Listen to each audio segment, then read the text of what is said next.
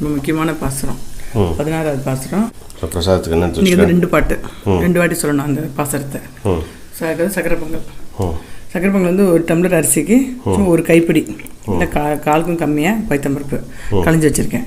எவ்வளோ அரிசி பருப்பு எடுத்துக்கோமோ அதுக்கு 2 பங்கு வந்து வெல்லம், 1க்கு 2 எடுத்துருக்கேன். அப்புறம் கொஞ்சம் நெய், முந்திரி பருப்பு, ஏலக்காய், பச்சை கற்பூரம், குங்குமப்பூ. ஜலம் வந்து 1க்கு 4 இல்லை 5 6 அந்த எந்த பதத்தில் எடுத்துக்கலாம். கொஞ்சம் ரொம்ப இதுவாக வேணும்னா 4, நல்ல குழச்சலாக வேணும்னா 5 6 அப்படி. நாயகனாய் நின்ற நந்தகோப்பனுடைய கோயில் காப்பானே, கொடி தோன்றும் தோரண வாயில் காப்பானே, மணிக்கதவம் தாழ்த்திரவாய், ஆயர் சிறுமியரோமுக்கு அரைப்பறை, மாயன் மணிவண்ணன் நென்னலே வாய் நேர்ந்தான், தூயோமாய் வந்தோம் துயிலிழப் பாடுவான், வாயால் முன்னம் முன்னம் மாற்றாதே அம்மா, நீ நேய நிலைக்கதவம் நீக்கேலோர் எம்பாவாய். ரகசியத்ரய பாசுரம் ரொம்ப ரொம்ப முக்கியமான பாசுரம். அதனால தான் சக்கரை பொங்கல் பண்ணியிருக்கோம்.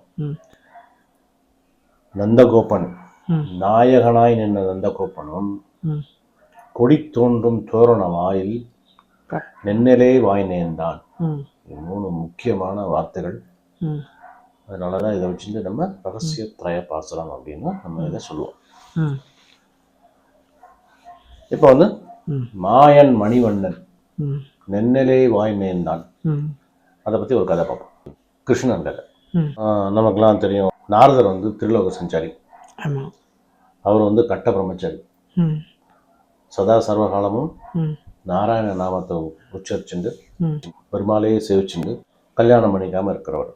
அவர் ஒரு நாள் பிரம்மா கிட்ட போய் கேட்கிறாரு, ஒரு கேள்வி கேட்கிறாரு. 3 லோகத்திலே நைஷ்டிக பிரம்மச்சாரி யார் அப்படின்னு பிரம்மாட்ட கேட்கிறாரு. நாரதர் மனசுல என்ன நினைச்சுருக்கார், தன்னைத்தான் சொல்லுவாருன்னு நினைச்சுட்டு கேட்கிறார்.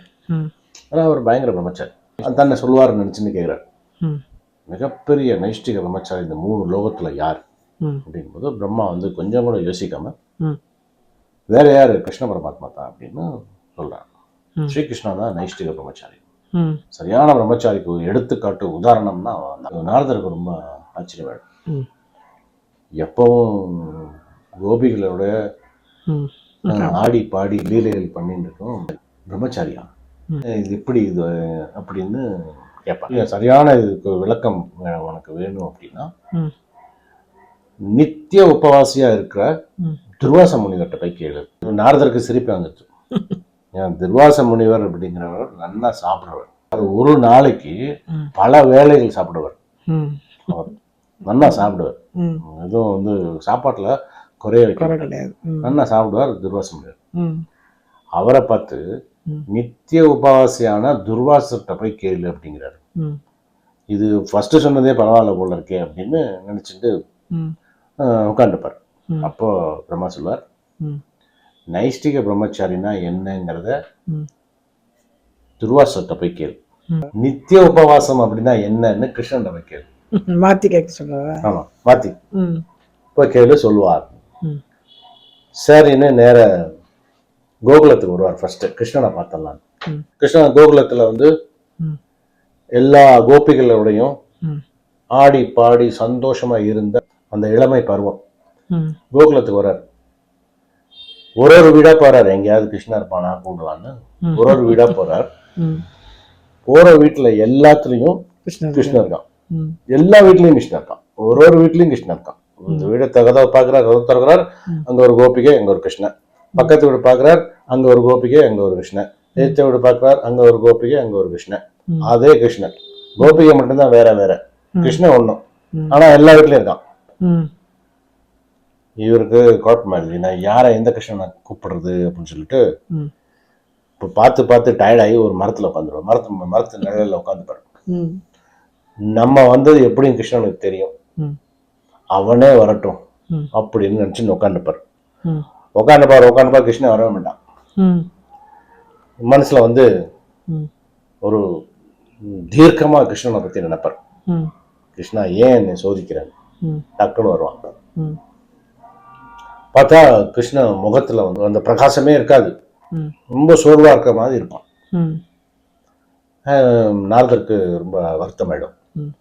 இவ்வளவு அவனை பார்க்கறதுக்காக வந்திருக்கோம், ரொம்ப சோகமா இருக்கானே, என்ன முகத்துல ஒரு வாட்டம் தெரியுது, என்ன இன்னைக்கு என்னன்னு தெரியல, இன்னைக்கு துர்வாசர் வந்து எப்பவும் சாப்பிட்றத விட ஜாஸ்தியாக சாப்பிட்டார், எனக்கு வயிறு ரொம்ப மந்தமாக இருக்குது அப்படிம்பா.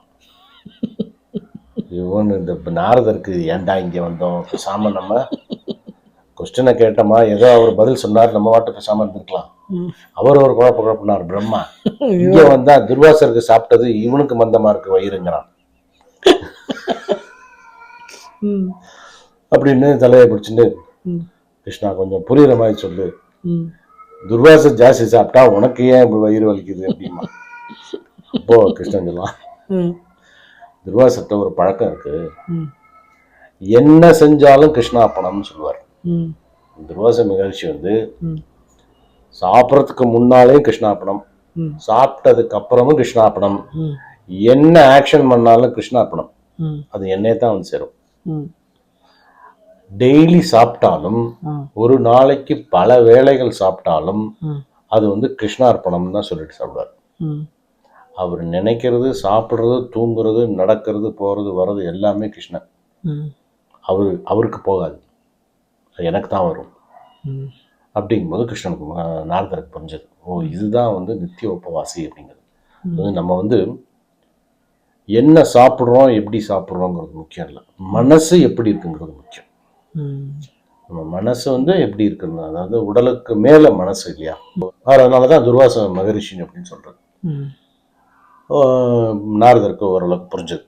சரி, இப்ப போய் துர்வாசர்கிட்ட போய் இந்த கிருஷ்ணன் எப்படி நைஷ்டிக பிரம்மச்சாரின்னு நம்ம கேட்டுக்கணும் அப்படின்னு சொல்லிட்டு கிருஷ்ணனுக்கு அங்கே ஒரு வணக்கத்தை வச்சுட்டு நேர துர்வாசர்கிட்ட போவார். துர்வாசர்கிட்ட போய் இந்த மாதிரி எனக்கும் பிரம்மாவுக்கும் ஒரு சின்ன ஒரு கலந்துரையாடல் நடந்தது. அதில் அவர் சொன்னார், 3 லோகத்திலே பிரம்மச்சாரிங்கிறவன் கிருஷ்ணன் தான். எனக்கு அது புரியல அப்படிங்கும்போது துர்வாசர் சொல்வார், மனசு ஒருத்தனுக்கு அப்பழுக்கு இல்லாம இருக்கணும். கோபிகள் ஒரு கோபிகளும் கோகுலத்துல ஒரு கோபிகையும் சொல்றது வந்து வைகுந்தம் பொய், பிருந்தாவனம் பொய், மோக்ஷம் பொய், கிருஷ்ணனே சத்தியம் அப்படின்பா. கிருஷ்ணனுடைய வாக்கு சத்தியம். இந்த கோபிகைக்கும் கிருஷ்ணனுக்கும் நடந்த அந்த ராச லீலைகள் ஜீவாத்மாக்கும் பரமாத்மாவுக்கும் நடந்த ஒரு பந்தம். அந்த பரமாத்மாவுடைய பந்தம் அப்படிங்கிறது வந்து சத்தியம், அது சத்திய வாக்கு.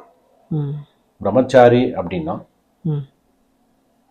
என்னை மாதிரி துறவரம் இருந்து பெண்கள் இருக்கிற பக்கமே போகாம இருக்கிறது மட்டும் பிரம்மச்சாரியும் இல்லை.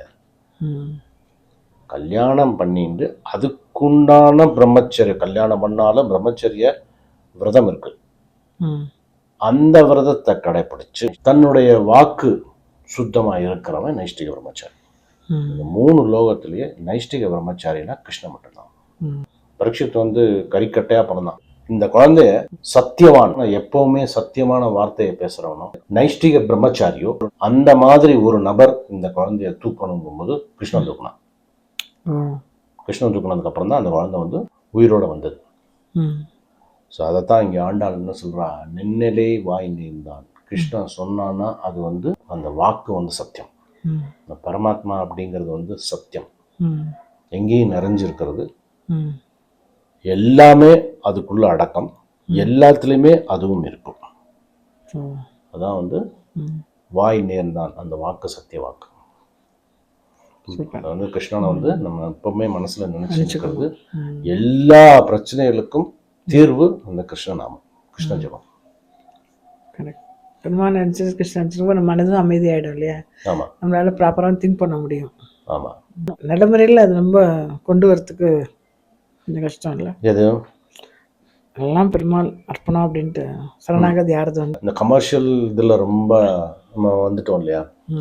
இந்த லௌகிக்கம் இது வந்து கோவிலுக்கு போனாலே வந்து இதான் நமக்கு வேண்டியது, படிப்பு, வசதி, வாழ்க்கை, கஷ்டத்தை கொடுக்காம இருக்கிறதுக்கு பெருமாள், அப்படிதான் நான் நினைக்கிறேன் மொழியா. கஷ்டம் கொடுக்கறதும் பெருமாள் தான். கஷ்டம் எனக்கு கொடுக்குறான் அப்படின்னா அவன் பக்கத்துல இருக்காங்கிறத நினைச்சு சந்தோஷமா ஏத்துக்கிறது கிடையாது, ஏத்துக்கிறதுக்கு முடியாது கிடையாது. அந்த பக்கம் வந்து இதை யோசிக்க யோசிக்க கண்டிப்பா நமக்கு வரும்.